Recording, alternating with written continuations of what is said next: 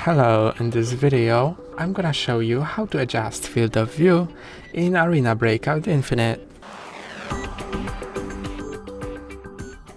To adjust field of view, click on Escape and then make sure you are in Game tab here.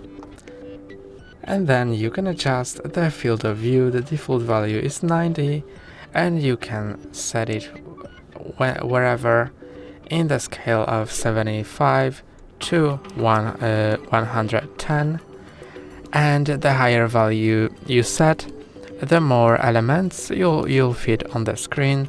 You can see a guide here, and when you choose a certain value, click on Save, Confirm, and now you can click here to go back. That's all for today. Don't forget to like and subscribe. See you next time.